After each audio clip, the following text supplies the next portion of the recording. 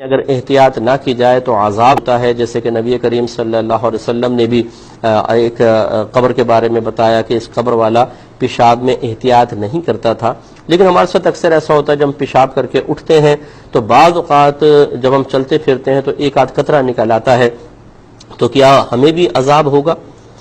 دیکھیں، مسئلہ یہ ہے کہ ایک ہے بے احتیاطی کرنا، اور آپ کو پتہ ہے کہ میں بے احتیاطی کر رہا ہوں، مثال کے طور پہ آدھا پیشاب باہر ہے اور آدھا پینٹ کے اندر ہی گر رہا ہے، اور یا پھر استنجا نہیں کرنا، نہ ٹیشو یوز کر رہے ہیں، نہ کچھ، نہ ڈھیلا یوز کر رہے ہیں، ویسے بس پیشاب کیا اور پھر بند کر لی، زپ بند کر لی، تو نتیجہ نکلتا ہے کہ ضرور تھوڑا بہت پیشاب تو پھر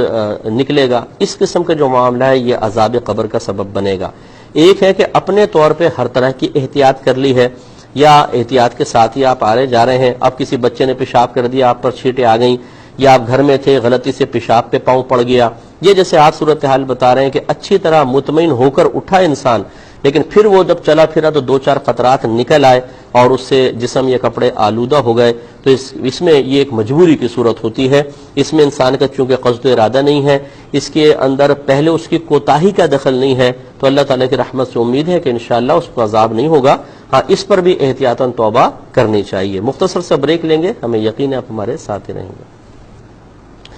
بسم اللہ الرحمن الرحیم۔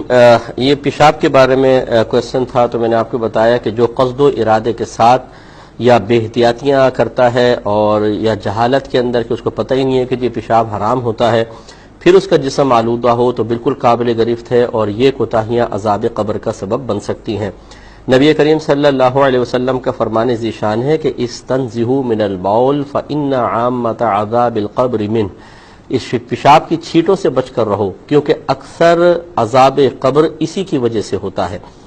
اب یہ جیسے اب بارش کے دن ہیں، بہت سے ایسے نوجوان ہوتے ہیں جو بارش میں نہا رہے ہیں اور جیسے پانی میں گھس گئے، وہیں پیشاب بھی کر دیا ہے اور نہا بھی رہے ہیں۔ ایک تو پانی سارا ناپاک اگر تھوڑا پانی ہے، اور دوسرا وہ جسم سے لگ کر چونکہ نیچے تک جاتا ہے، پھر بعد میں چاہیے ان کا یہ قصد و ارادہ ہو گیا، کون سا لگا رہے گا، پانی سے دھل جائے گا، لیکن جسم تو آلودہ کیا جان بوجھ کر۔ اسی طرح سمندر پہ نہاتے ہوئے سمندر کے اندر چلے گئے اور پھر وہاں پیشاب کر دیا، تو یقینی سی بات ہے کہ جب آپ نے کوئی نکر وغیرہ پہنا ہوا ہے یا ٹراؤزر وغیرہ پہنا ہوا ہے تو وہ پیشاب اس میں تھوڑی دیر رہتا ہے اور وہ کھال کے اندر لگے گا، اور پھر وہ آہستہ پانی کے ساتھ نکل بھی جائے، اور وہ ہوتا کثیر پانی، خیر وہ تو ناپاک نہیں ہوتا، لیکن جسم تو آپ نے آلودہ کر لیا، تو یہ حرام ہے۔ اسی طرح واش روم میں باتھ روم میں نہاتے ہوئے اگر اس طرح پیشاب کیا کہ شاور کا پانی اوپر سے گر رہا ہے، پیشاب بھی کر رہے ہیں، تو وہ